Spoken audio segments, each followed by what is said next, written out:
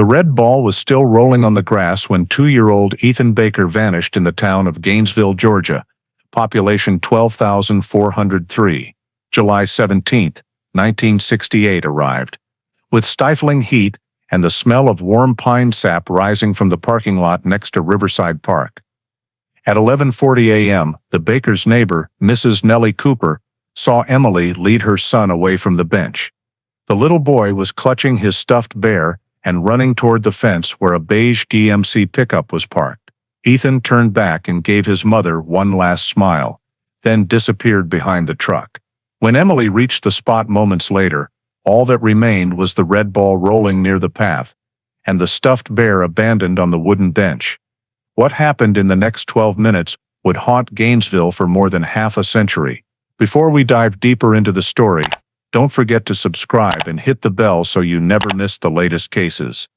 Summer 1968, Gainesville, Georgia was steeped in the thick, humid heat typical of the American South.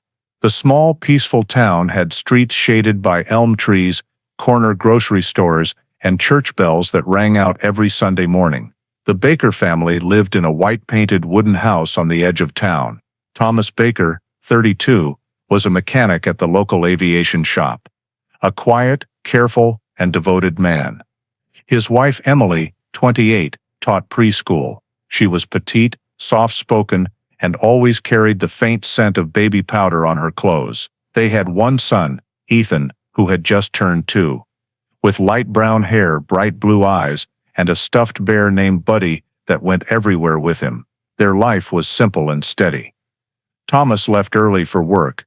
Emily took Ethan to Riverside Park every morning, a wide grassy area overlooking the Chattahoochee River. Neighbors in northeast Gainesville often called them the happiest family in the area. Yet in the weeks leading up to the disappearance, something odd had appeared, an older man in a beige GMC pickup who repeatedly parked near the park. Elderly neighbor Nellie Cooper said she had seen him leaning against the truck, staring toward the playground, occasionally smoking, never speaking to anyone. Emily had heard the rumors, but brushed them off with a smile, assuming he was just a passerby or someone fishing. On the morning of July 17th, the sky was clear. Emily packed a snack basket, dressed Ethan in a little blue and white checkered shirt, slipped Buddy into a cloth bag, and walked to the park as usual.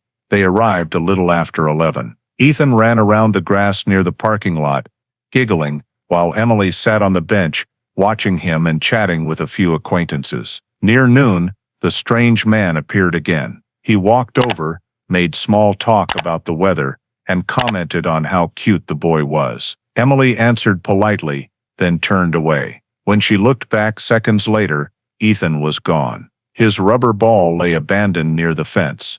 Buddy was left on the bench. Emily stood up and called his name, at first just worried, then within minutes she was screaming. People nearby started helping, searching the grass, the public restrooms, the riverbank. Nellie Cooper saw Emily collapse to her knees near the water, hands shaking, eyes wild. No one had seen Ethan leave the park. One young man vaguely recalled seeing a man carrying a child into a beige pickup, heading toward Riverside Boulevard, but he wasn't sure it was Ethan. Thomas got the call at the shop, dropped everything, and sped home in a panic. When he arrived, he found his wife collapsed in the middle of a crowd still calling Ethan's name, clutching the soaked stuffed bear with trembling hands. A man ran up from a nearby payphone saying he had called the police.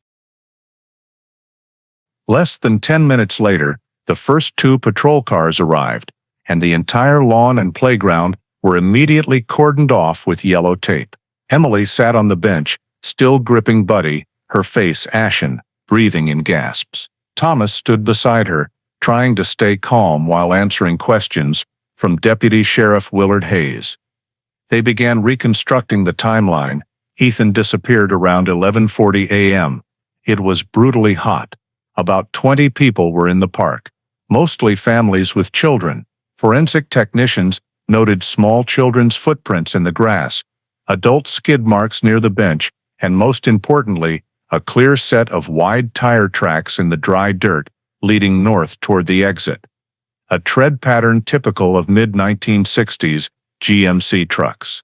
They took photos, measured distances, and marked exact locations on the crime scene diagram. Another team took witness statements.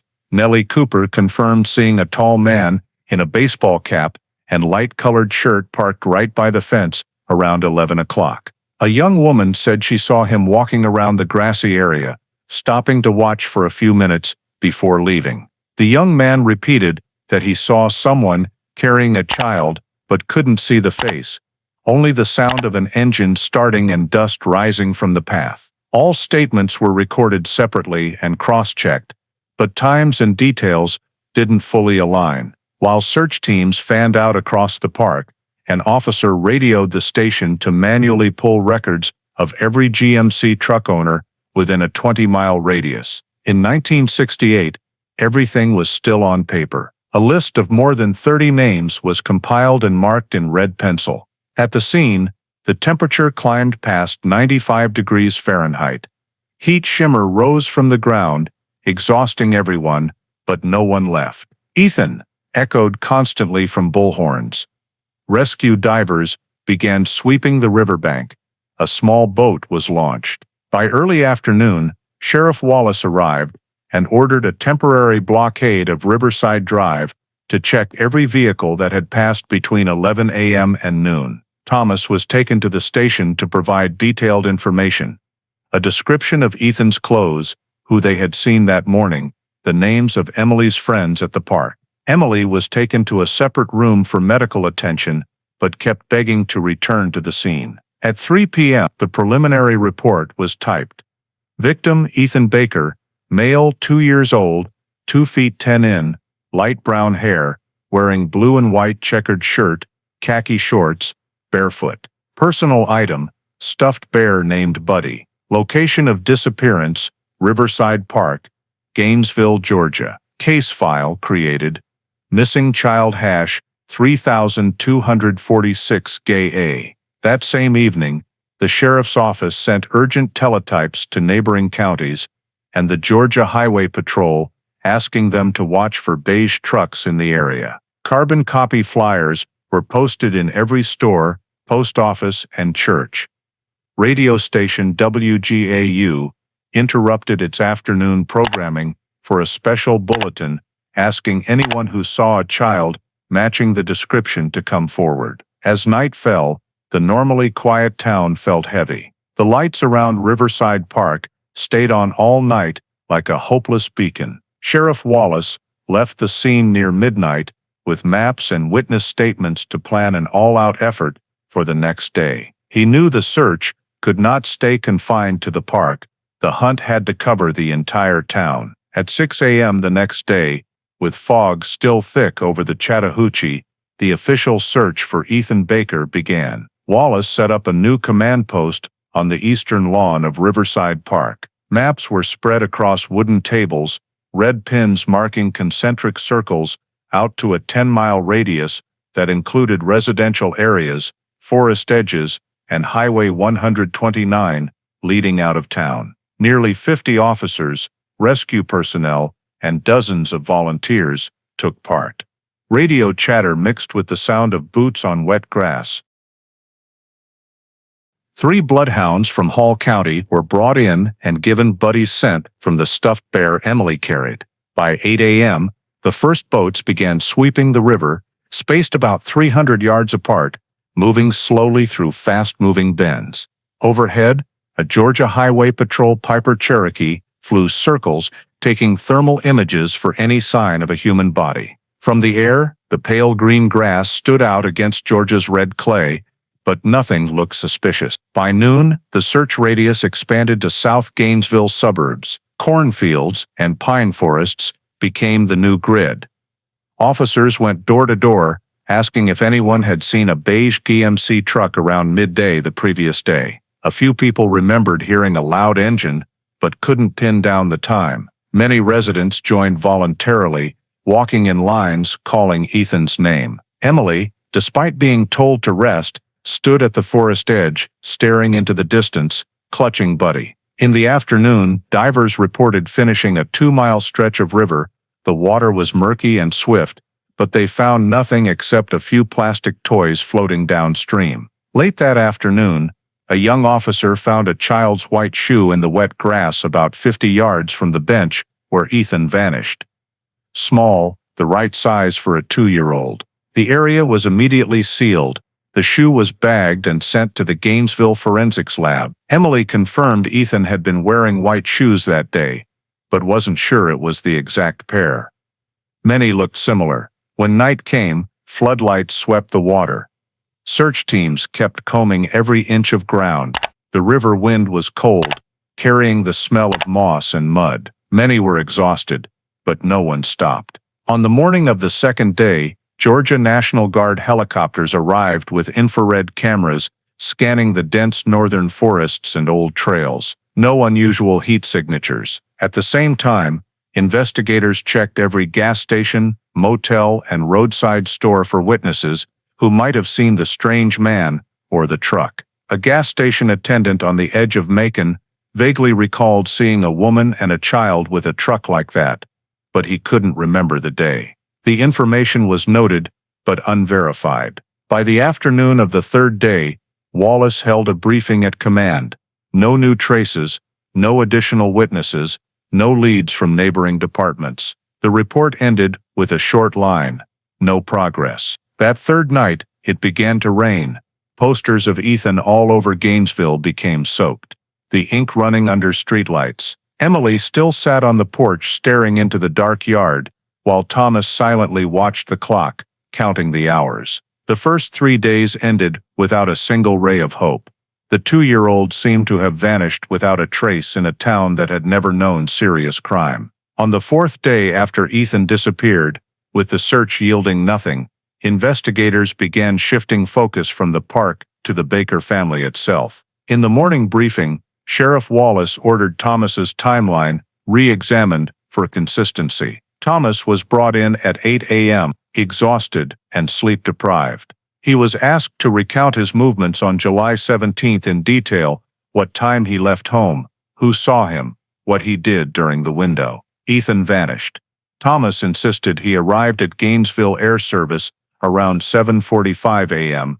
and stayed until the call came at 11:50. However, the shop's time clock showed his signature at 8:20, leaving an unaccounted-for 35-minute gap. A coworker recalled seeing Thomas leave the hangar to buy coffee around 10:30, but wasn't sure of the exact time. That detail led police to hold his file for further verification. That afternoon, officers visited the shop to check shift logs, receipts, and work orders. The manager confirmed Thomas was in maintenance during the disappearance, but admitted there were periods he wasn't at his station. The report noted, alibi incomplete, requires further verification. Meanwhile, Emily was admitted to the hospital for exhaustion. She barely spoke, only repeating, "Why do they think he did it?" Doctors recorded acute panic. Local papers began running with the angle. On July 21st, the Gainesville Daily Press ran the headline, "The Silent Father, Mystery in the Ethan Baker Case." The article offered groundless speculation, marital problems, debt, even suggestions Thomas might have hidden the child to pressure his wife. Rumors spread fast in the small community. Neighbors avoided eye contact. The Baker house drew suspicious stares. Some claimed they had heard the couple arguing the night before the disappearance, though police found no evidence. Thomas continued cooperating, turning over work logs and his driver's license to verify movements. Police obtained a coffee receipt from a station near the shop, timed at 10:42 a.m., partially supporting his story that he was still at work. Still, public opinion had turned. TV crews from Atlanta arrived and set up outside Riverside Park. Questions aimed at Thomas were relentless. "Do you know anyone who wanted to hurt your family? Why did you leave the shop that morning? Is there anything you haven't told police?" Thomas stayed quiet, only saying he believed his son was still alive and he hoped he would be found soon. Under media pressure, Sheriff Wallace held a press conference, stating no evidence implicated anyone in the family, but the reassurance did little to quiet suspicion. Emily returned home after 3 days in the hospital to a house surrounded by onlookers.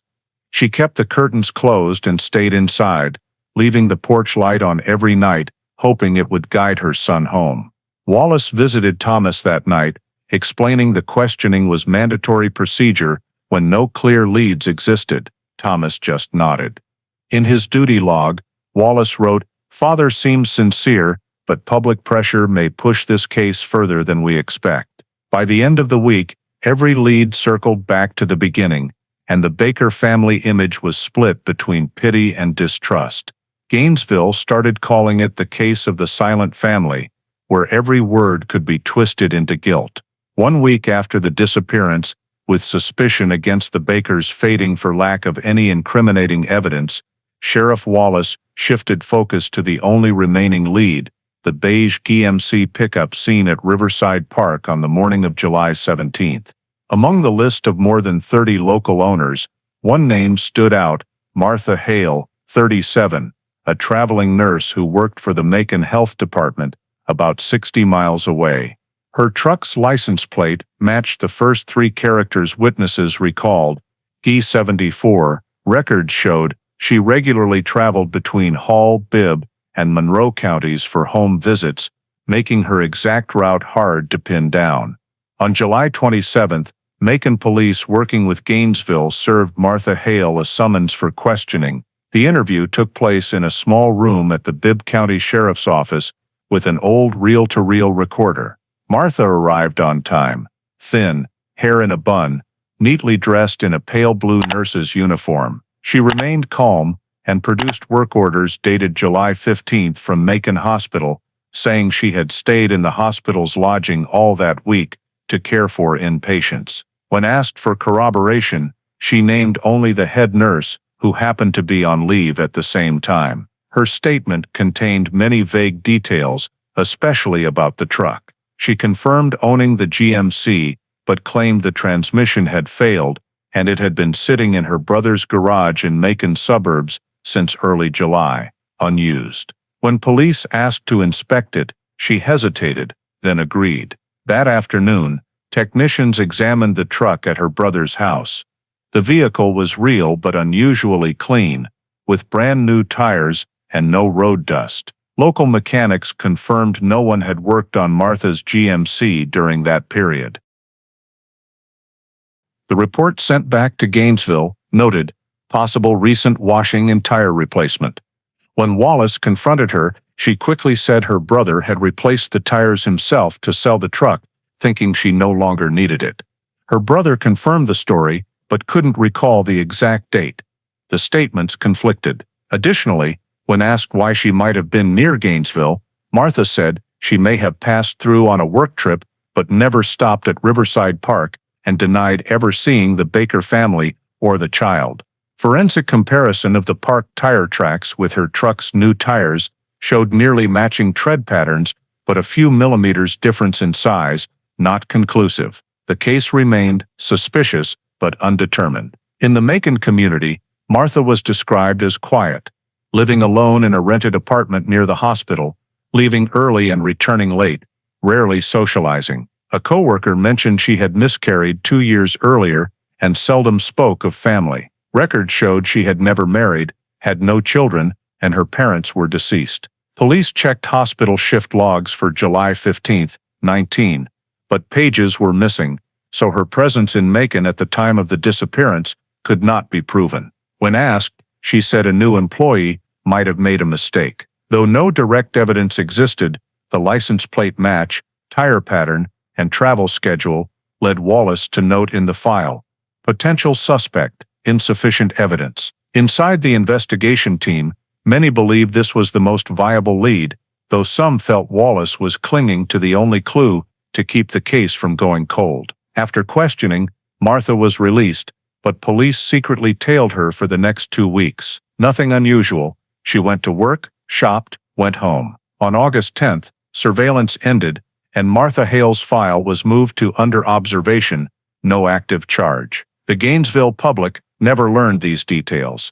Wallace kept them confidential until more evidence surfaced. For him, the name Martha Hale became a quiet red line in the Ethan Baker case file, not bright enough to charge, but impossible to remove from the suspect list. After Martha Hale's file was temporarily noted as a potential suspect, but lacked sufficient evidence, Sheriff Wallace was forced to shift the investigation strategy to the federal level to avoid a deadlock. On August 15, 1968, the Gainesville Police Department sent requests for assistance to police departments in Alabama, South Carolina, and Florida through the internal communications system. The report clearly stated the possibility that the kidnapping involved crossing state lines and requested coordination to screen all beige GMC vehicles registered in the most recent 3 months. More than 200 vehicle records were filtered, among which 37 belonged to the same model line, but none showed suspicious signs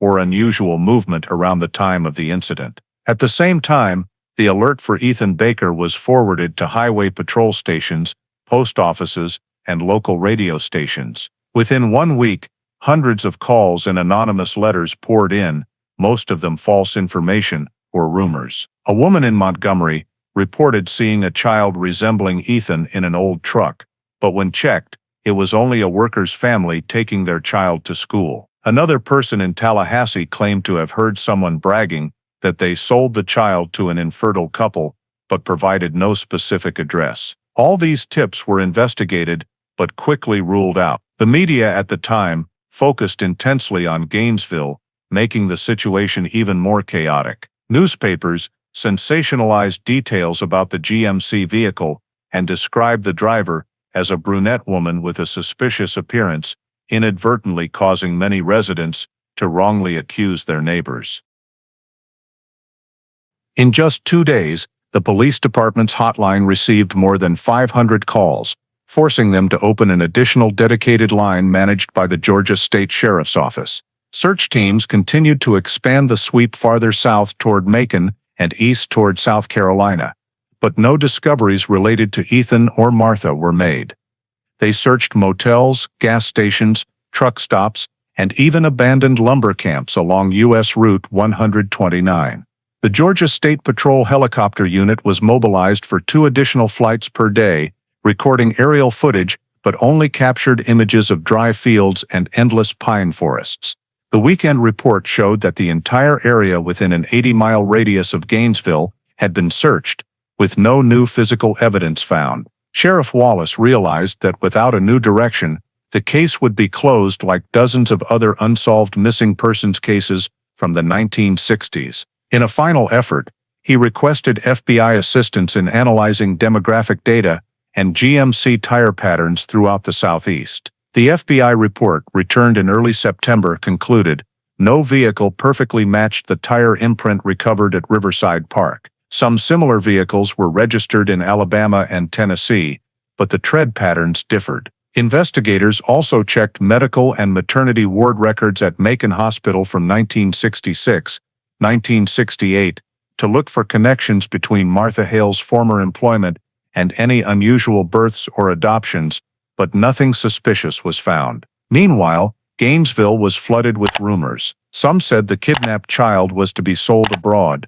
Others claimed Emily was being punished for hiding a family secret. Certain tabloids even fabricated stories that Thomas had been involved in a child trafficking ring, forcing the Baker family into complete isolation. By late September, under political and financial pressure, the sheriff's office issued an official statement: there is no evidence the victim remains within the state of Georgia. The case is temporarily classified as possible interstate abduction. Part of the file was transferred to the FBI for archiving, and local forces scaled back the search. The temporary command post in Riverside Park was dismantled, warning signs were removed. The last missing child posters taped to utility poles gradually faded in the sun. Gainesville returned to its former tranquility, but in police records, the notation "possible interstate abduction" became the first marker that the Ethan Baker case had moved beyond the confines of a small town. When the conclusion "possible interstate abduction" was announced, all personnel were reassigned to their original units, search teams were disbanded, and the Gainesville Police Department retained only a small group to finalize the summary report. Throughout October 1968, not a single new piece of evidence or witness emerged. All check trucks failed to match, and every federal lead gradually went cold. Sheriff Wallace's final report was submitted to the state of Georgia with a short line: "No new leads, case pending further development." 3 weeks later, the case was changed to inactive, meaning no further budget or official personnel would be allocated. The file, now more than 300 pages thick, was stored in a locked cabinet numbered 3246 GAE, stamped in red with "Missing Child." Gainesville slowly returned to normal life, but for the Baker family, time stood still. Thomas refused to accept that the search was over. He continued investigating on his own, taking weeks off work, driving through neighboring states, posting his son's picture at post offices, train stations, and gas stations. Every night he called hospitals, asking if any unidentified young children had been brought in, then quietly crossed off names in his thick notebook. When the aircraft plant announced layoffs, Thomas was among the first let go because of excessive absences. Unemployed, he took temporary work at a small corner auto repair shop, but the income was insufficient. Emily grew increasingly detached from the world around her. She stopped teaching, rarely left the house, flinched at loud noises, and always left the door unlocked at night, believing Ethan might knock at any moment. A psychiatrist diagnosed her with post-traumatic anxiety disorder and prescribed sedatives, but she rarely took them. Friends drifted away. Relatives had nothing left to say beyond empty words of comfort. Winter arrived, and the Baker house grew cold. Only 2 plates remained on the dinner table. Thomas kept the habit of preparing a third portion and putting it in the refrigerator, saying it was for Ethan if he comes home tonight. Sometimes neighbors saw him sitting on the porch for hours, staring down the road that led to the park. In January 1969, the state police sent a final notice that no connection had been found between this disappearance and other kidnappings in the Southeast. From that point, Ethan Baker's file joined hundreds of other unsolved missing persons cases, distinguished only by the fact that one father still refused to give up. In an internal memo, Wallace wrote, "The chance of recovering the victim is virtually zero, but we owe that family an answer." That answer never came. Gainesville closed the year with a lingering wound, while the Baker family continued drifting in the silence of a forgotten case. 4 years after Ethan Baker vanished, the case file remained untouched in the Gainesville Police Department's locked cabinet, dust gathering thick on the edges of the folders. Every year, during the periodic review of unsolved cases, Ethan's name reappeared on the list, and every time the conclusion remained unchanged: no new evidence, no additional witnesses, no progress. In May 1973, at an internal meeting, Sheriff Wallace, now nearing retirement, was asked to complete the paperwork to permanently archive cases that had exceeded the investigation statute. He opened file 3246 GAE, reread the initial reports and blurry crime scene photos, then signed the final line on the cover page: "Archive case #3246 GAE, no new evidence, presumed unresolved." This decision officially removed the case from the active investigation list. It could only be reopened with a future breakthrough. The Baker family learned of it through a brief notice mailed to their home, stamped by the Hall County Sheriff's Office. Thomas took the letter straight to the station and demanded to speak with Wallace in person. He placed a thick folder of his own on the desk, dozens of photographs, receipts, and addresses of people he believed might be connected, and begged the police to reconsider, but Wallace only shook his head. The budget was gone, personnel had been withdrawn, and no one was authorized to reinvestigate without new evidence. Emily waited in the hallway, her face gaunt, listening to her husband argue before breaking down in tears. The local news ran only a single line: "Ethan Baker missing person case officially archived, victims still not located." Thomas kept every document, neatly arranged in a wooden box he placed on the shelf beside his desk. Every year on July 17th, he mailed a letter to the sheriff's office containing the same repeated sentence: "Don't bury my son in paperwork." None of the letters ever received a reply. Gainesville moved on as if no tragedy had ever occurred. But in the small house at the end of Oak Ridge Street, the porch light stayed on all night, not to guide the living, but to lead the way for a child who had vanished from the world. After retiring at the end of 1973, former Sheriff John Wallace, the man who had led the Ethan Baker investigation, could never shake the sense of failure he considered his career wound. Years later, while serving as an instructor for new recruits at the Georgia Police Academy, Wallace frequently cited the case as an example of the limits of 1960s investigative work: lack of technology, lack of data, and most critically, lack of time. In 1978, he decided to form an independent volunteer group of 5 retired officers and 3 local journalists, named the Georgia Lost Children Initiative, with the goal of re-examining unsolved missing child cases, starting with Ethan Baker. They operated on self-funded contributions, rented a small room in Gainesville's old post office building as headquarters, and covered the walls with maps and black and white photographs. Wallace started over from the original leads, tracking down the witnesses listed in the initial file. Most had moved away or passed away. Only a few had vague recollections. When he traveled to Macon to cross-check information about Martha Hale, the former potential suspect, he discovered that the administrative archives of Macon Memorial Hospital still retained some old employee records and internal event photos. In a 1970 photo album, Wallace recognized Martha Hale's familiar face standing next to a boy approximately 3 or 4 years old, with light brown hair, wearing a plaid shirt. The faded caption beneath read "Employee Hale. Christmas event at Macon Memorial." A jolt of recognition made him immediately take a Polaroid copy and mail duplicates back to Gainesville. He believed this could be Ethan Baker, as the age and physical description matched Emily's statements in the original reports. However, in 1978 there were no tools to determine biological kinship from photographs or hair strands.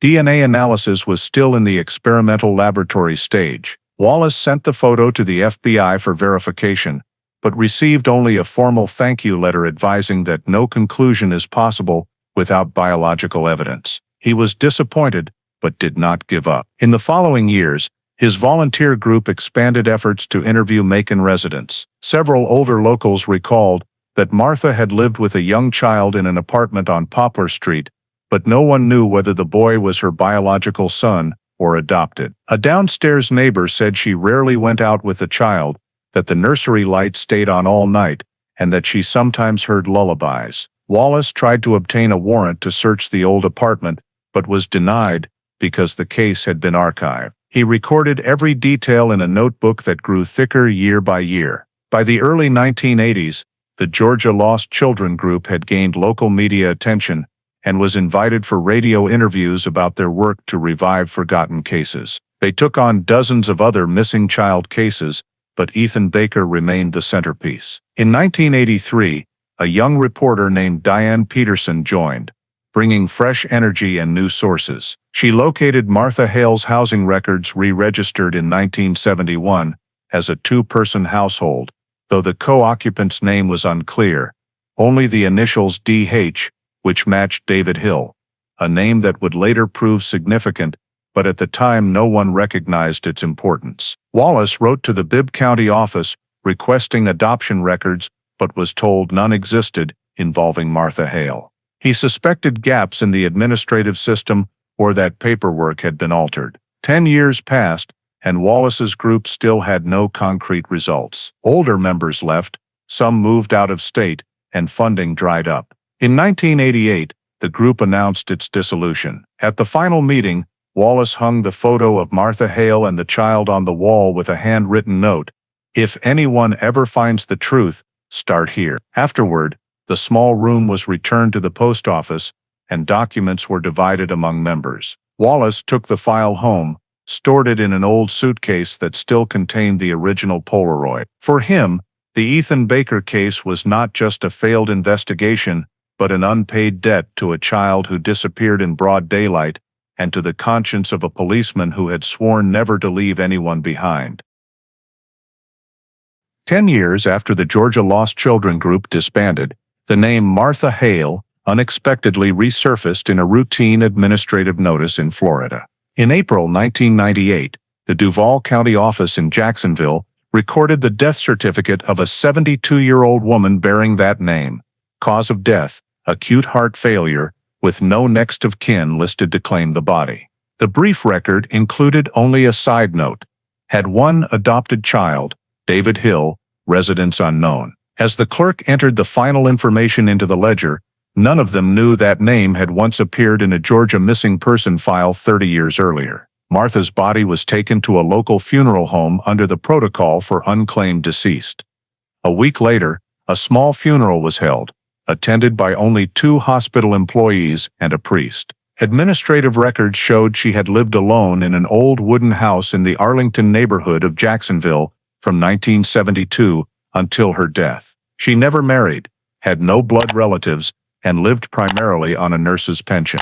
When staff inventoried the property, they noted a few old belongings, some dusty children's items, and a faded framed photograph of the woman holding a young boy. On the back, written in now faded blue ink, were the words, David, Summer, 1971. Based on this detail, the office noted that she had once had an adopted son and transferred the information to the administrative file. However, when the Civil Division searched Florida's legal adoption records, they found no documents under the names Martha Hale or David Hill, no birth certificate, no court records, no legal transfer paperwork from 1968 to 1975. This meant the adopted child entry on the death certificate was based solely on the statement of one neighbor, Dorothy Kelly, who had occasionally helped Martha when she was ill. Mrs. Kelly stated that years earlier, Martha had mentioned having a son who was now grown and living somewhere in northern Florida, but she never saw the person. After Martha's death, the Duval County office completed the file and archived all documents under deceased with unverified next of kin. The small Arlington house was sealed, and the property reverted to the city. The photograph and children's items were placed in storage under inventory number 4472 DV, then quickly forgotten among thousands of other nameless files. In the internal report, the clerk in charge wrote only one line, no legal adoption paperwork. Sole source is neighbor's statement. None of them knew that the newly added name David Hill on that death certificate would one day become the key link that reopened the Ethan Baker case years later. But at that moment, to Jacksonville, the death of an elderly woman who lived alone was just another administrative matter, closed with the cold black ink of a final stamp. In early 2012, as part of the FBI's nationwide cold case DNA re-examination project, launched after the expansion of the National CODIS DNA database that now allowed cross-referencing with modern civilian genetic testing companies, the Atlanta field office was tasked with reviewing long-dormant missing persons cases in the southeastern United States. Thousands of forgotten files were reopened, including 3,246 Ka Ethan Baker, the 2-year-old who disappeared from Gainesville in 1968. In the Gainesville Police Department storage vault, technicians located a sealed envelope containing several strands of Thomas Baker's hair collected in 1973 at his request, to keep on file for future comparison if needed. The sample had sat nearly 4 decades in cold storage and was now sent to the FBI lab in Quantico for digitization and profiling. Meanwhile, the expanded database allowed linkage with private DNA companies where millions of Americans had submitted samples for ancestry or family search purposes. A young technician in the Atlanta forensics lab, while running the automated matching algorithm, noticed that the YS-TAR profile from Thomas Baker's sample matched 99.98% with a man living in Florida registered under the name David Hill, age 54. The result was immediately flagged red and forwarded to verification. DNA experts confirmed a direct father-son biological relationship. When they pulled Florida administrative records, the team discovered David Hill had no birth certificate prior to 1970, the first year he appeared in tax records. This made the match particularly significant, as Thomas Baker's sample came from an old, missing person case that had never before had a comparison subject. An urgent report was sent to the regional director and an internal meeting was convened at FBI Atlanta headquarters. Assistant Special Agent in charge of cold cases, Carla Monroe, was assigned to lead the investigation.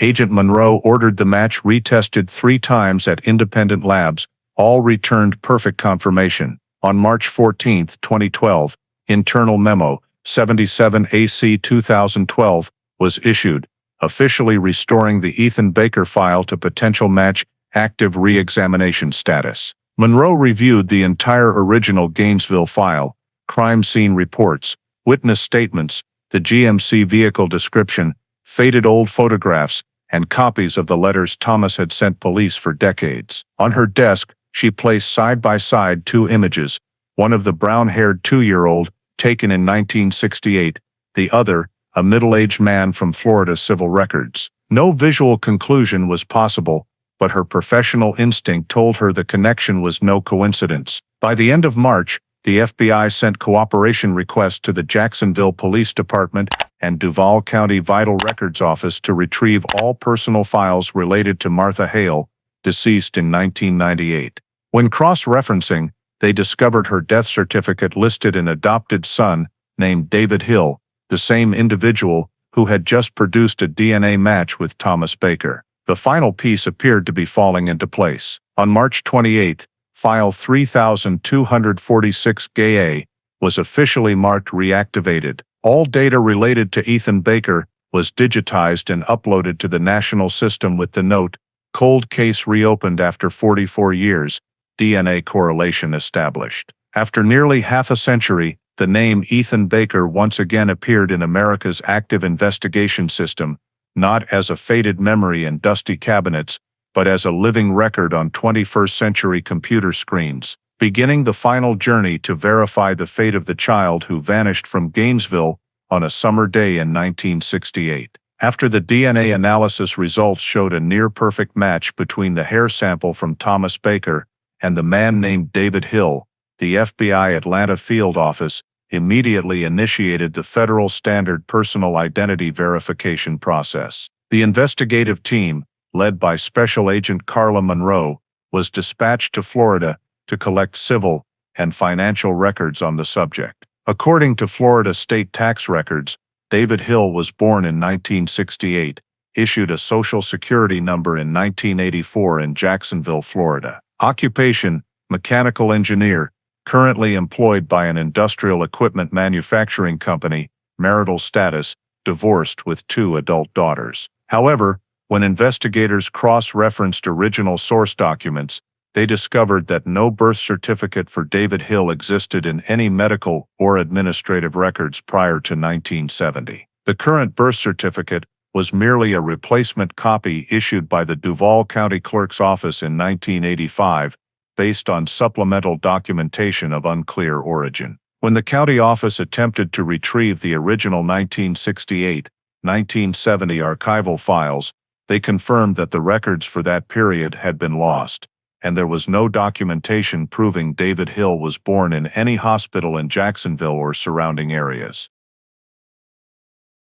The Social Security number issued in 1984 was linked to a former residential address once owned by Martha Hale, the same woman listed in a death record from 14 years earlier. As the next step, the team obtained a court order for copies of David's state ID and residency records to verify their legitimacy. Forensic document examination revealed that all such documents were replacement copies. The certifying signatures and issuing agency seals did not match archive samples from the same period and were determined to be forgeries produced after 1980. When questioned about the process of establishing his identity, David stated that he had been raised from early childhood by his adoptive mother, Martha Hale, and that she had handled all the paperwork because he had no biological parents. He had never suspected anything unusual because he had lived in a stable environment, attended local schools, and later entered college on a Florida State scholarship. These details drew the investigators' attention. Martha Hale had been a nurse and may have exploited her position within the healthcare system to legitimize the identity of the child she raised. Carla Monroe ordered a comprehensive search of all adoption records, birth registers, vaccination logs, and school records pertaining to David Hill from 1970-1980. The results showed that every document began in 1971. Nothing existed earlier. David's earliest elementary school teachers at Arlington Elementary recorded that he had been enrolled mid-school year without a legal guardian present. Only his mother signed the forms. At the time, no one questioned it because Martha presented sufficient paperwork and was regarded by the community as a kind, trustworthy nurse. Further biometric analysis conducted by the FBI strengthened the suspicion. David Hill's facial photograph was compared to a 1968 black-and-white image of Ethan Baker using 3D facial recognition software. The comparison yielded a 94% match in cheekbone structure, eye shape, and ear contour. The consolidated report sent to Atlanta concluded, "It is highly probable that David Hill and Ethan Baker are the same individual, missing since 1968, who was given a fabricated but legally recognized identity in Florida." To prevent leaks, the FBI maintained strict secrecy, sharing information only internally with the Gainesville Police Department and the Georgia Bureau of Investigation. The current Gainesville police chief replied briefly, "If this is true, one of our longest-running cases is about to be closed." Carla Monroe continued finalizing the report.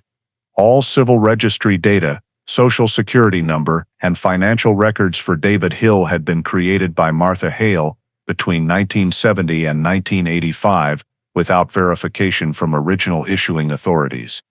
Legally valid in form, but non-compliant with source origin standards. The team's preliminary conclusion was that the man was highly likely Ethan Baker, the child abducted in Gainesville 44 years earlier, and the official case file status was changed to active identification phase. In mid-April 2012, after completing all paper-based identity verification steps, Special Agent Carla Monroe traveled to Jacksonville to make direct contact with the man named David Hill, whom all forensic results indicated was very likely Ethan Baker. The meeting took place in a small, fully equipped interview room at the local FBI resident agency. David arrived on time, tall, graying hair, casual clothing, displaying the calm demeanor of a middle-aged man. When informed of the reason for the meeting, he appeared confused but cooperative. Carla introduced herself and explained that the interview was solely to verify civil record information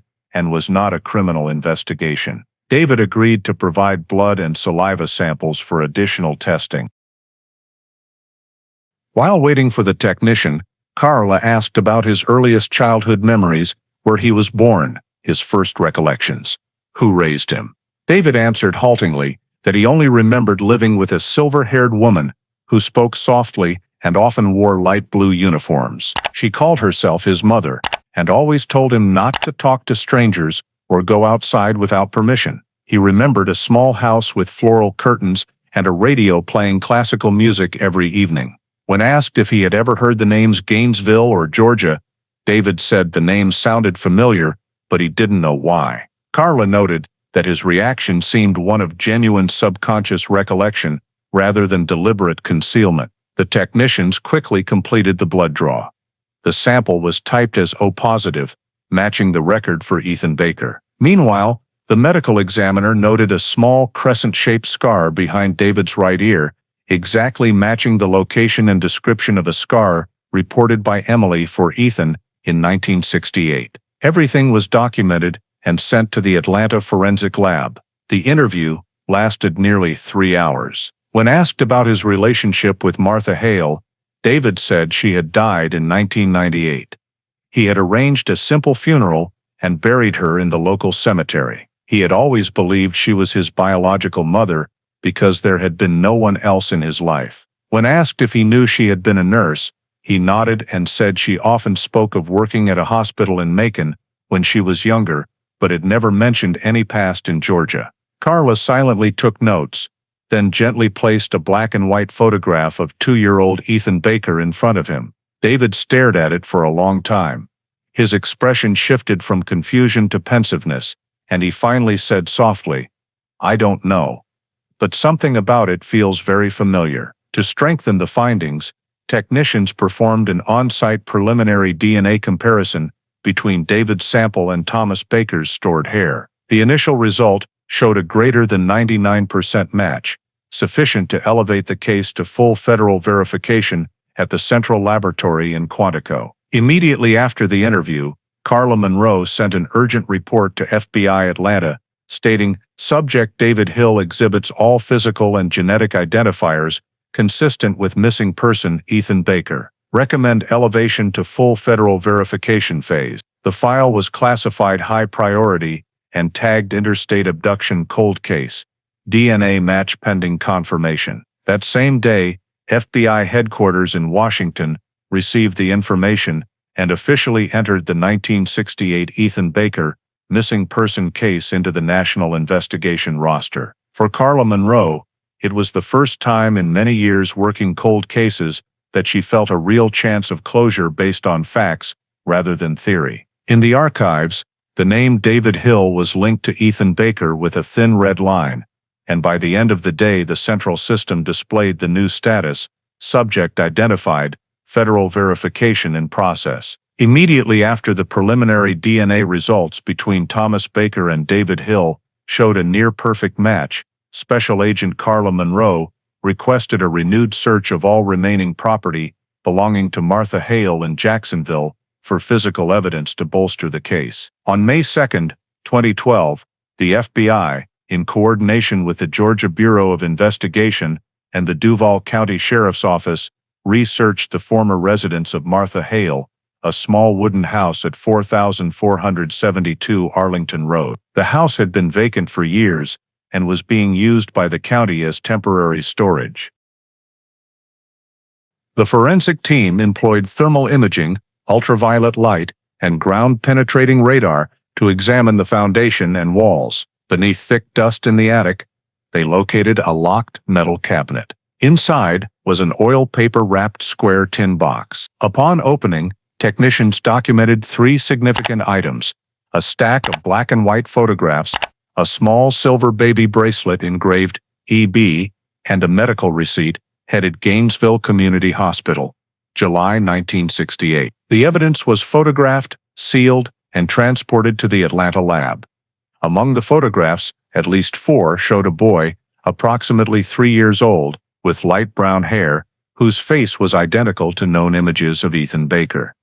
Pictured with a woman identified as Martha Hale. On the back of the photos, handwritten in blue ink, were notations: David, Christmas, 1971.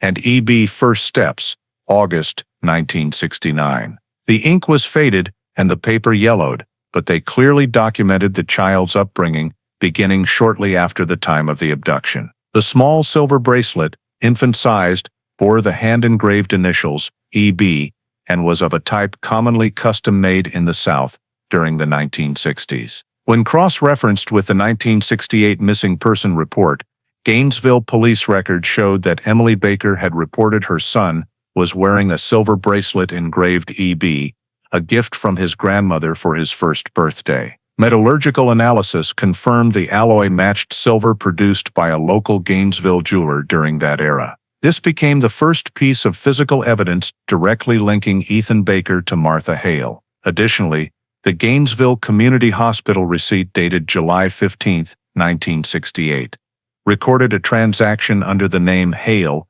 M, for temporary on-call nursing services. This was the week before Ethan disappeared. The signature matched known samples of Martha Hale's handwriting from Jacksonville administrative records. Investigators immediately confirmed this placed Martha physically in Gainesville at the exact time of the abduction. In the former bedroom, technicians also recovered a folded July 1968 copy of the Gainesville Daily Press, containing an article about Ethan Baker's disappearance, with the headline "Missing Child, Riverside Park," underlined in blue ballpoint ink, and the name Ethan circled. The entire house was processed. Latent fingerprints lifted from the tin box and photographs belonged exclusively to Martha Hale. No other prints were present, but this was sufficient to establish a legal chain of connection between suspect and victim. The FBI's consolidated report sent to Washington on May 6 concluded, "Evidence recovered from Martha Hale's residence confirms the suspect's presence in Gainesville at the time of the disappearance and shows the child in the photographs biologically matches Ethan Baker." The silver bracelet engraved EB is confirmed as the victim's personal property. All evidence was sealed and stored in Vault 58 of the Atlanta Forensic Laboratory. When Carla Monroe reviewed the printed photographs from the tin box, she lingered over the image of Martha holding the smiling boy in the front yard as he clutched a small ball. The engraved EB on the bracelet glinted under the lab lights, a tiny detail heavy enough to bridge more than 40 years. The final report ended with a brief note. Physical evidence confirms direct connection between Martha Hale and missing child Ethan Baker. Case 3246 Gay. With this concrete physical evidence, a case that had existed only in theory now possessed an undeniable foundation, and the federal file status was upgraded to confirmed linkage established. After the physical evidence recovered from Martha Hale's Jacksonville home was transferred to the Federal Forensic Center, the official DNA identification process was initiated at the FBI laboratory in Quantico, the facility responsible for national-level genetic analysis. On May 10, 2012, David Hill's blood sample, Thomas Baker's archived hair sample, and cellular material recovered from the inner surface of the EB bracelet were delivered together under secure chain of custody protocol. The analysis was conducted in two branches: autosomal STR for direct familial relationship and YSTR for paternal line tracing. The laboratory's chief technician, Dr. Mark Feldman, personally supervised the entire process. Over the first 5 days, samples underwent extraction, purification, and PCR amplification. Genetic markers were compared across 23 standard human loci.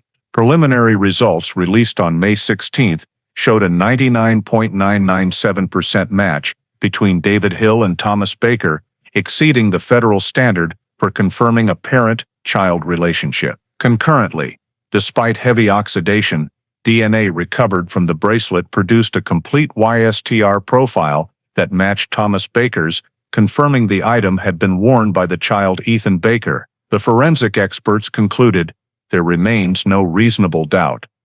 Subject David Hill is in direct parent-child relationship with Thomas Baker, corresponding to the identity of Ethan Baker missing since 1968. The detailed 70-plus page report containing genetic data, analytical charts, and electrophoresis images was immediately forwarded to the FBI Atlanta field office and the GBI in Gainesville. On May 18, in a closed-door meeting in Atlanta, Special Agent Carla Monroe presented the full findings to representatives from the Department of Justice, the Federal Crimes Division, and Georgia State Police. When she displayed the final side-by-side image, one of bright-eyed 2-year-old Ethan, the other of middle-aged David Hill, the room fell silent.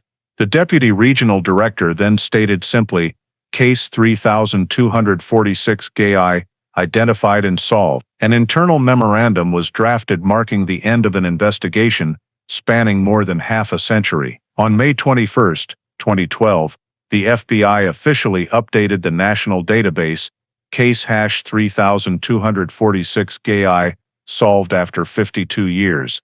Missing child Ethan Baker, positively identified as David Hill, through STR/YSTR DNA analysis at Quantico Laboratory. That same day, notification and letters of appreciation were sent to the Gainesville Police Department. A team of agents was dispatched to David Hill's home to inform him of the results and observe his initial reaction. Carla Monroe traveled personally to Jacksonville carrying the certified DNA report. When she placed the document in front of him, David stared for a long time at the line. Probability of paternity, 99.997%.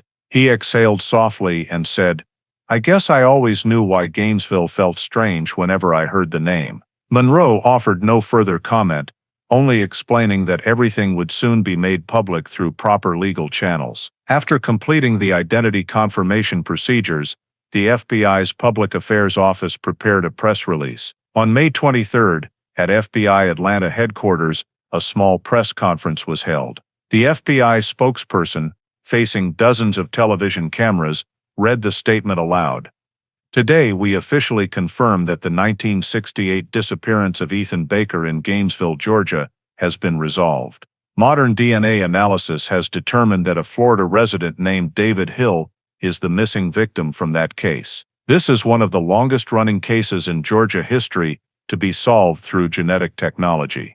Behind the podium, a large screen displayed the words "solved after 52 years." The entire country learned the name Ethan Baker, the child who vanished in broad daylight and was found after more than half a century. The case file status was changed to closed, confirmed identity.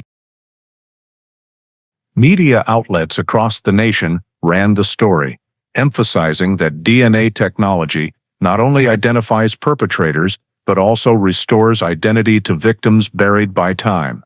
Carla Monroe stood quietly at her Atlanta office window, looking at the map of Gainesville marked with a tiny red dot where it all began in 1968.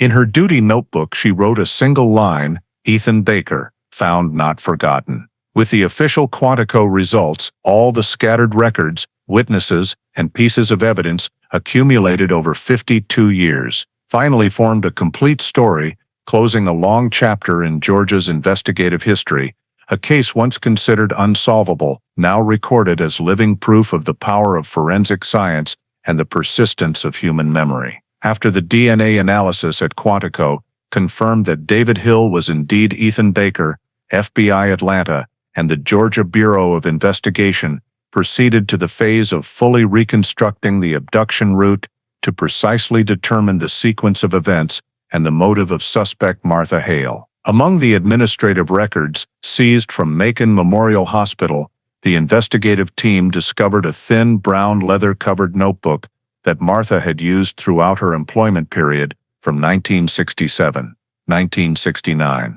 The notebook had been stored in the hospital's archives for more than 40 years and still bore the pencil inscription on the first page, "Duty Schedule, Macon Memorial." When forensic examiners expanded their analysis, they found that many pages were not work-related but contained personal notes. Interspersed among patient lists were short, fragmented diary entries that could be arranged into a relatively coherent timeline. One page dated July 14, 1968, contained a scribbled line, "Going to Gainesville today.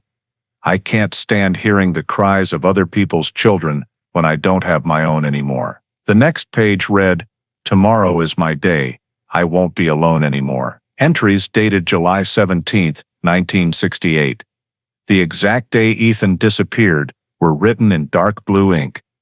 "I saw that boy, his eyes were like redemption. I will do anything not to lose this chance." Handwriting analysis by FBI experts confirmed that the writing matched perfectly with Martha Hale's signature on hospital records and the previously discovered Gainesville receipts. This notebook became the key piece in reconstructing the suspect's travel route. Using the diary entries, gasoline receipts, and medical vouchers, investigators mapped the route. July 15th, Martha left Macon in a beige GMC pickup truck. July 17th morning, arrived in Gainesville, stopped at Riverside Park, the exact location where Ethan vanished, and returned to Macon the same night. An entry dated July 18th read, "Can't stay, it's too close. Have to go farther, to a new place where no one will ask questions." Administrative records showed that just 3 days later, Martha withdrew her entire savings from Macon First National Bank and submitted a transfer request to Jacksonville, Florida, citing care for an ill relative. The request was quickly approved, and she officially left the state of Georgia on July 25, 1968. She was never seen in Gainesville again. Cross-referencing with Macon Memorial's duty rosters revealed that Martha was not scheduled and did not appear for her shift on July 17th. Despite being required to work, confirming she had left her post without authorization. No vehicle theft was reported at the time, indicating the GMC truck was her personal vehicle. The distance from Gainesville to Macon is approximately 130 miles, and from Macon to Jacksonville, another 4.5 hours, matching Martha's diary note about arriving at the new place at dawn. Investigators determined the most likely route was Gainesville-Macon-Jacksonville, with confirmed stops at the Monroe gas station and the town of Tifton. Old commercial records led to surviving witnesses. One former station owner recalled his father mentioning a young woman with a small child who bought milk and gas in mid-July 1968. Timeline comparison confirmed that Martha's entire route aligned almost perfectly with the window of Ethan's disappearance. The behavioral science unit at Quantico concluded that Martha's motive stemmed from severe psychological disturbance following a miscarriage in 1966. Macon Memorial medical records showed she had been hospitalized twice for emotional crisis following pregnancy loss and was prescribed long-term sedatives. A report from her treating physician, recovered from hospital archives, stated, "Patient exhibits obsession with infant imagery, repeatedly expresses desire to adopt, and voices the belief that a child would save her life." In her diary, Martha repeatedly wrote about a chance to start over, a perfect baby, and no one will ever separate us. Experts concluded she likely suffered from maternal delusion syndrome, combined with depression and post-traumatic cognitive distortion. Under the influence of this illness, she believed rescuing the child from his biological parents was a morally justified act, transforming the kidnapping into what she perceived as an ethical imperative. This explained why, after taking Ethan from Gainesville, she neither hid nor harmed him, but raised him for years as her own son, giving him the new name David Hill, a name that first appeared in Florida administrative records in 1970, exactly 2 years after the abduction. All evidence, diary, receipts, maps, witness statements, and medical records, when assembled, revealed a consistent chain of actions from July 15 to July 25, 1968. Martha Hale, in a state of psychological collapse after her miscarriage, fled Gainesville with Ethan Baker, passed through Macon, and settled in Jacksonville, where she lived until her death. The FBI's consolidated report concluded the reconstructed route Gainesville-Macon, Jacksonville aligns chronologically and psychologically with the abduction event. Motive: post-traumatic maternal delusion following miscarriage. In an internal memorandum, Carla Monroe wrote simply, "We found the route, and with it, the only explanation acceptable after 52 years of silence." After completing the reconstruction of Martha Hale's travel route and establishing the psychological motive behind the kidnapping, the FBI Atlanta team expanded its search for individuals who might have assisted or known about her actions in 1968. Among former Macon Memorial Hospital employee files, they located a name that had appeared briefly in Martha's diary: Helen Carver, a night shift nurse in the same obstetrics gynecology department. Duty logs for June and July 1968 showed Martha and Helen were frequently scheduled together and often co-signed patient handoffs. Personnel records revealed that Helen Carver abruptly resigned in mid-July 1968. The same week Ethan disappeared, citing relocation. She left no forwarding address or contact information, only a brief pencil note: "Transfer procedures incomplete." By year's end, her file was closed as whereabouts unverified. A federal records search found no tax filings, marriage records, or death certificates under the name Helen Carver for the next 40 years. The complete disappearance of a licensed healthcare professional from all systems raised suspicion. Carla Monroe immediately ordered a genealogical trace. Helen was born in Clark County, Georgia, in 1934, had no close relatives, and lived in hospital dormitories. The dormitory manager's report stated Helen left on the night of July 18 without notice, taking only a small suitcase.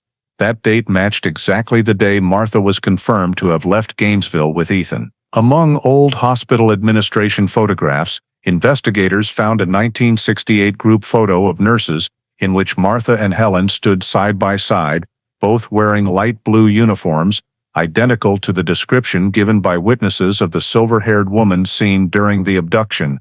Carla sent the photo to Gainesville for identification by surviving witnesses. Mrs. Nellie Cooper, the elderly neighbor who had seen the woman talking to Emily at Riverside Park that morning and was now over 90, was brought in for a formal identification session attended by attorneys and investigators. Upon seeing the photograph, She pointed without hesitation. "That's her." This one was standing near the truck, asking Emily about the child. I remember clearly. The identification was signed on the spot, and the session was recorded and added to the file.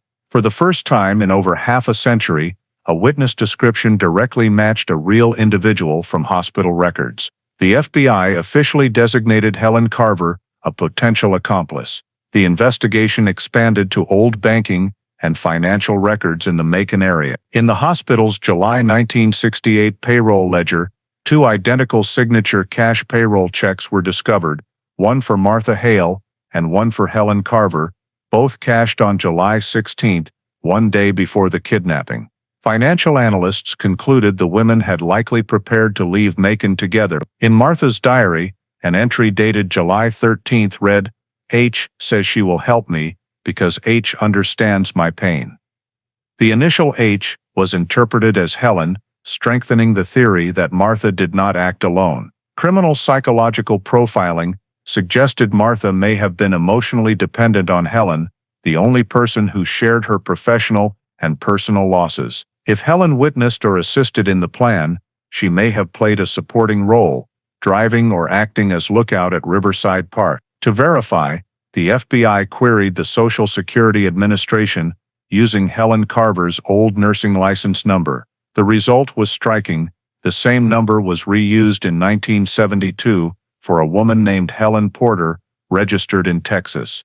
Same date of birth, different surname. Fingerprint records had been destroyed, but physical descriptors, height, blood type, eye color, matched perfectly, indicating Helen had likely changed her identity and relocated. FBI agents in Texas were tasked with searching death records under the new name, but found no matches. In an interim report to Washington, Carla Monroe wrote, "Sufficient evidence exists to indicate Martha Hale did not act alone." Helen Carver, same shift colleague, left employment immediately after the abduction and vanished from all systems. Direct witness identification places her at the scene. Connection between the two women confirmed by payroll data, diary entries, and photographs. Status: suspected accomplice, current whereabouts unknown. The report ended with the note, "If still alive, Helen Carver would be approximately 78 years old and may reside in Texas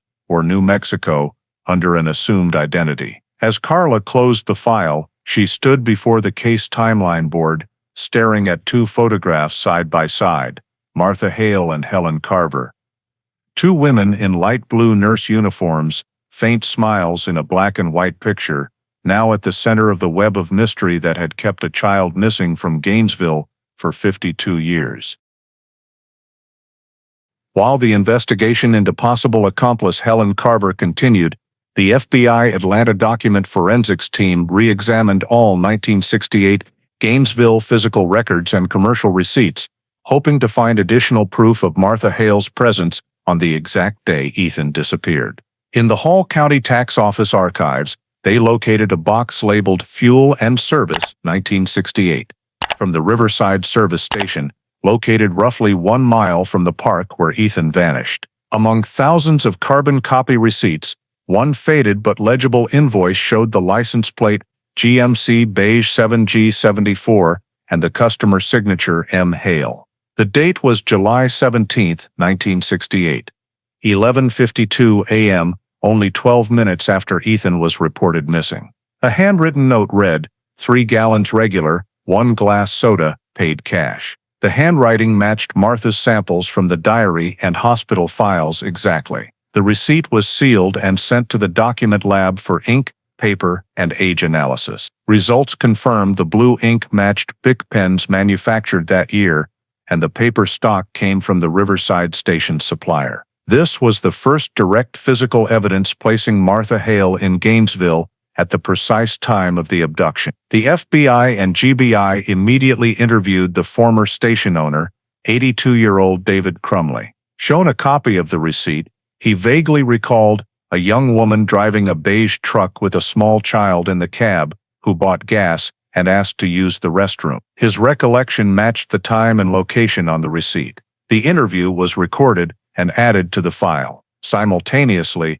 the FBI financial team located a Macon First National Bank withdrawal slip dated July 15, 2 days before the abduction, showing Martha withdrew $180 in cash, enough for a short trip. When all data points were connected, withdrawal in Macon, gas purchase in Gainesville, subsequent transfer request to Jacksonville, the timeline aligned almost perfectly. Infrared scanning of the receipt revealed a faint fingerprint in the lower right corner. Comparison with Martha's medical file fingerprints yielded 13 matching ridge characteristics, legally sufficient for positive identification. The forensic document report to FBI Atlanta concluded, Document 68 GVRS 17 constitutes physical evidence confirming Martha Hale's presence in Gainesville at time of disappearance. Together with the station owner's statement, this formed the strongest chain yet supporting the theory that Martha left Macon Memorial Hospital, drove to Gainesville, and carried out the abduction. Carla Monroe added the document to the final master file as evidentiary item number 10 in case 3246 GA, noting, no longer circumstantial, physical and testimonial evidence now align. The report was forwarded to the Department of Justice to supplement the federal case file. GBI legal experts reviewed the entire evidentiary chain and agreed that the link between Martha Hale and Ethan Baker's disappearance had been proven to an absolute degree of certainty. Handwriting, fingerprints, physical items, DNA, diary, witnesses, and commercial receipts, all aligned in time and space. At the final joint FBI-GBI meeting in June 2012, the case file was reprinted in 5 copies, each over 600 pages thick, bearing the identical closing line. Physical confirmation established, suspect Martha Hale present at Gainesville on the 17th of July 1968. Engaged in the abduction of minor Ethan Baker. That sentence, stamped in red, became the final entry in file 3246 GA, ending more than half a century of speculation, rumors, and theories. Faded scraps of paper, once thought meaningless, had become the foundation that turned conjecture into verifiable truth. In the history of Georgia investigations, no case had ever been closed with such an airtight chain of evidence. Once the final forensic report authenticated the Gainesville GMC gas receipt, the FBI Atlanta team entered the consolidation phase to transfer the Ethan Baker case to the U.S. Department of Justice under the Special Cold Case Solved Closure Protocol. Special Agent Carla Monroe was tasked with drafting the master report, organizing all evidence into 4 main categories: DNA, physical evidence, witness testimony, and travel route. The DNA section included 3 independent sources: a 1973 hair sample from Thomas Baker, a 2012 blood sample from David Hill, and residual tissue on the silver bracelet engraved EB, all matching at 99.997% via STR and YSTR analysis at Quantico. Physical evidence comprised the tin box, silver bracelet, photograph of the infant boy, gas receipt, hospital receipts, July 1968, Gainesville newspaper, and Martha Hale's personal diary. Witness testimony included Nellie Cooper's positive identification of Helen Carver, David Crumley's statement at the service station, and indirect corroboration from Macon Memorial records confirming Martha's unauthorized absence from duty. The travel route was reconstructed in detail using timestamps and receipts, Macon, Gainesville, Jacksonville, aligning precisely with the abduction window. The final report exceeded 600 pages and included 47 crime scene and archival photographs, travel maps, DNA charts, and complete forensic results. In the introduction, Carla wrote, "After 52 years, the Ethan Baker case is no longer a mystery. All scientific and legal data prove Martha Hale was the abductor, and the victim, David Hill, is Ethan Baker." At the end of June 2012, the file was submitted to the Department of Justice through the FBI for review and archiving under National Cold Case Resolution. The confirmation meeting was held in closed session in Washington with representatives from the FBI, GBI, and the Attorney General's office. After review, The panel unanimously endorsed the official notation, Case #3246 GA, closed on investigative grounds. Identification confirmed. Suspect deceased. No further action required. On June 29, Carla Monroe received confirmation from Washington that the file had been accepted for permanent archiving. A printed copy was sent to the Gainesville Police Department, where the story began, accompanied by a short handwritten letter from the Department of Justice. The persistence of generations of investigators has closed a case once thought hopeless. In the Atlanta office, Carla placed the thick file on her desk, affixed a red solved label, and signed the final page of the master report, marking official completion after more than half a century. The room was silent, except for the hum of the air conditioning and distant keyboard clicks from the hallway. On the federal system monitor, the final status line appeared. Case 3246 GA, status closed. The Ethan Baker disappearance case, opened in the summer of 1968, was officially closed from an investigative standpoint.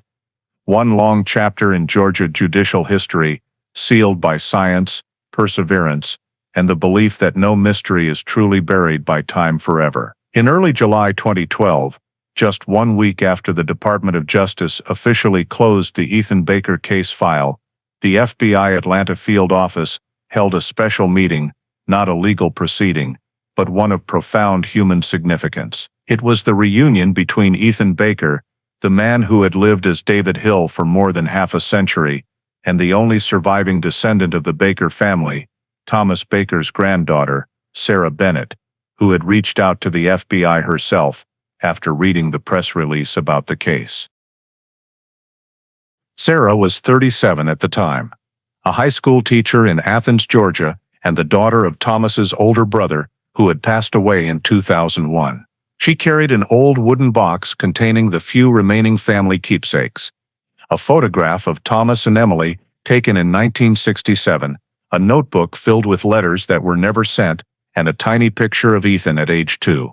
Something Sarah said she had kept since she was a teenager. Ethan, now a man in his mid-50s, sat silently in front of the photo, staring at it for a very long time. In a hoarse voice he said, "I don't remember them, but I feel like I belong in this picture." Special Agent Carla Monroe stood beside him and handed him the sealed case folder.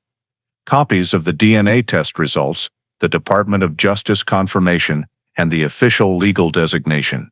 Ethan Baker, identified. Inside the envelope was also the silver bracelet engraved EB that had been recovered from Martha Hale's house, now cleaned and preserved.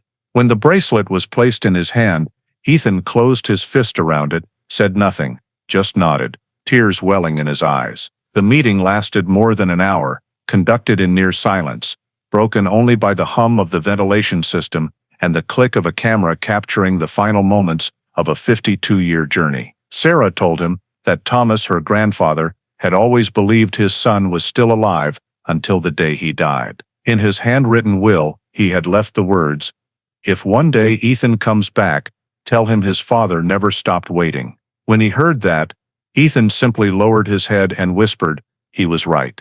The next day, the FBI held a short press conference in the lobby of the Atlanta headquarters. The regional director spoke to the television cameras.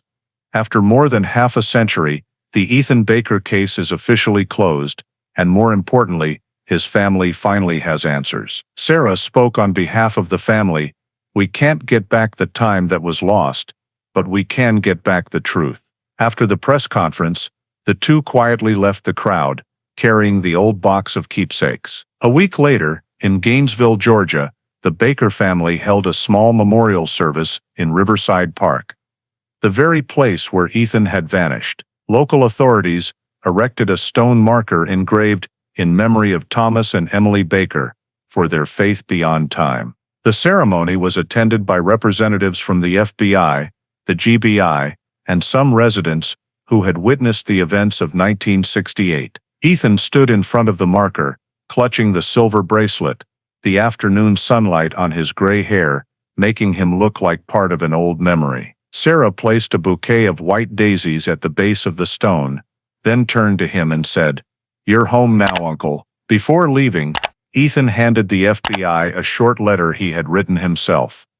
"I don't know how many years I spent circling a silence, but today, when I read my name in the file, not David, but Ethan, I understand that a person can be stripped of memories, but never of their origin." The letter was added to file 3246 GA as the official conclusion. Gainesville, once shaken by a disappearance, is quiet now. The church bells still ring as they always have, but this time, they are not sounding an alarm.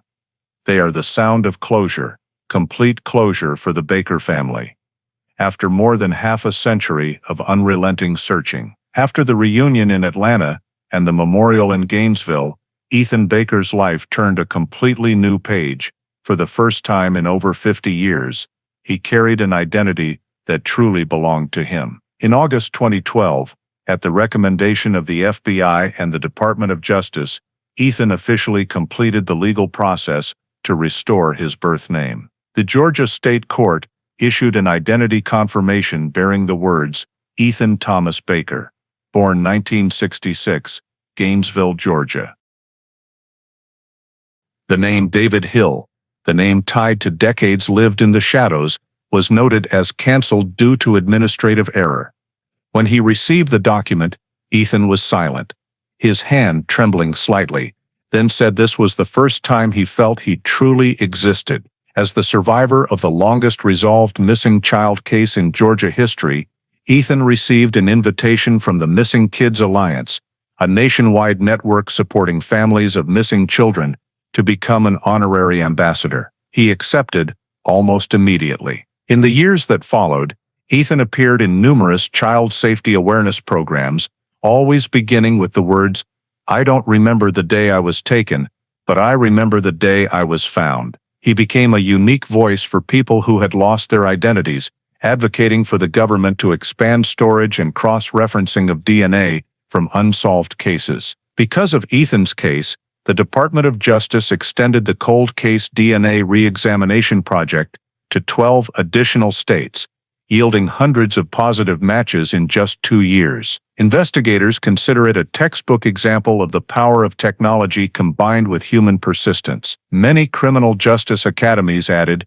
Case 3246 GA to their curriculum as the standard model for restarting old investigations, from sample extraction and DNA identification to federal coordination. American media called it the case that proved science has memory. Meanwhile, Ethan continued to live simply in Florida, working part-time as a technical consultant and devoting most of his time to volunteer work. He wrote letters to families of missing children, sharing lessons about patience and faith. Many who read his story say they found hope in seeing a child once erased from the world, still able to return. In 2014, the Missing Kids Alliance established the EB Foundation, with Ethan as its namesake, to provide financial support for DNA analysis of cold cases. From modest initial donations, the foundation quickly grew, becoming one of the key initiatives that reopened more than 400 cases in its first year alone. Media outlets dubbed the ripple effect the Baker effect, the spreading belief that no case should ever be forgotten. Criminology, forensic and genetic data conferences regularly cite the story as a historic turning point.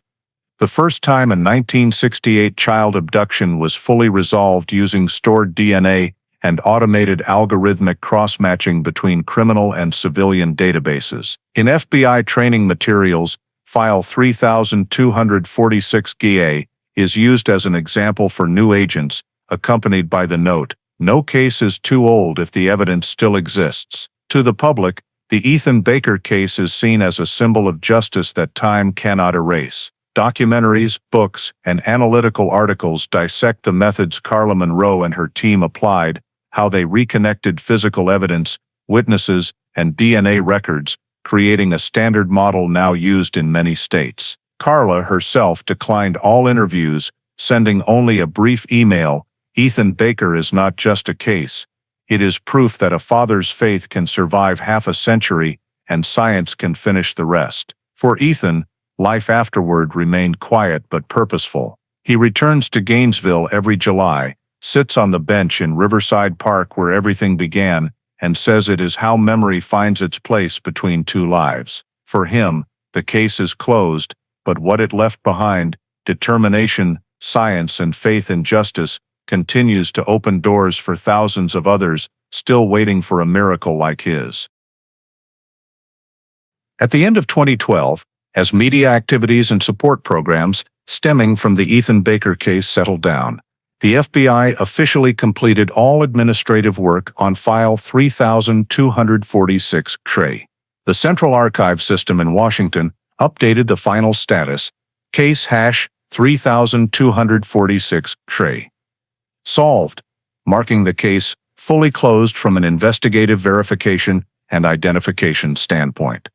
Copies of the original file were transferred to the U.S. National Archives under Cold Cases Resolved, with the note, Ethan Baker, missing child, located alive after 52 years. On December 5th, a small internal ceremony was held at the FBI Atlanta headquarters to summarize the half-century investigation, attended by representatives from the Department of Justice, the GBI, and investigators who had worked on it at different stages. Carla Monroe gave a short speech in which she said, the Ethan Baker case was not only proof of the power of science, but also a reminder that every cold file still holds a heartbeat that hasn't stopped. However, in the final summary report, the secondary section, Secondary Link, Helen Carver, remained open. Efforts to locate Helen, Martha Hale's co-worker and potential accomplice, yielded no results. All records of the woman end in 1972 under the new identity, Helen Porter in Texas,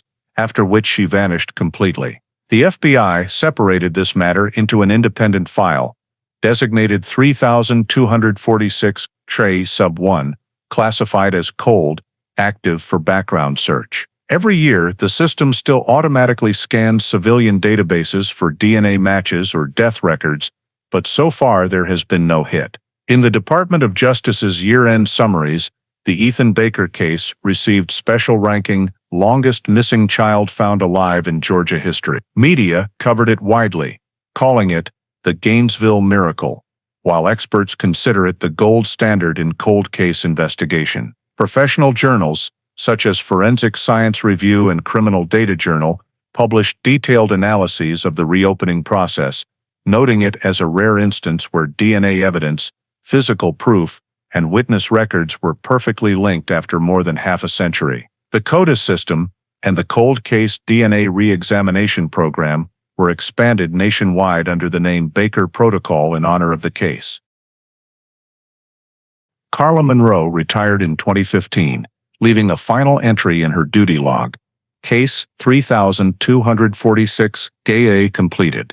Her nameplate now hangs in the central hallway of the FBI Atlanta headquarters, directly beneath a black and white photo of 2-year-old Ethan Baker. For Gainesville, the closing of the case is not just the story of a child coming home.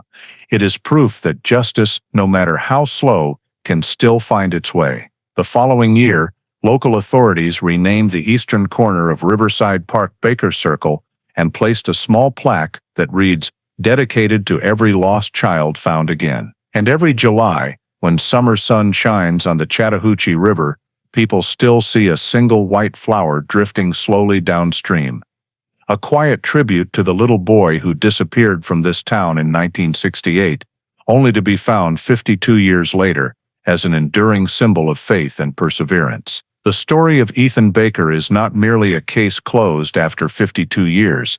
It is a mirror reflecting the power of belief, technology, and the never-give-up spirit in modern American society. From the investigative journey, we can see deeply American values where justice, however delayed, is never forgotten, and where science becomes the tool to reconnect lives thought lost to collective memory. Thomas Baker, the father who kept a lock of his own hair for decades, with the sole hope that one day science would be strong enough to find my son, stands as a symbol of faith, undimmed by time. In a society today where everything moves fast and faith is easily replaced by skepticism, this story reminds us of the value of steadfastness.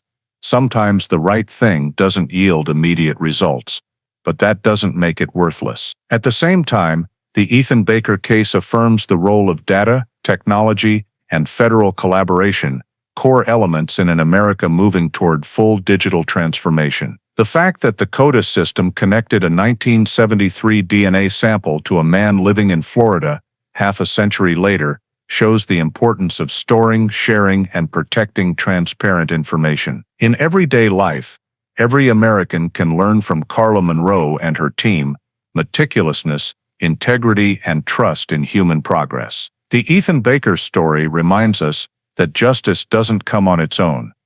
It is the result of science, compassion, and enduring faith. Three things more necessary than ever in today's America, where truth and humanity must still be preserved amid constant change. If you believe every mystery deserves an answer, just like Ethan Baker's 52-year journey, please subscribe to the channel so we can continue exploring cases awakened by time. Thank you for watching. See you in the next video, where justice may arrive late, but it never disappears.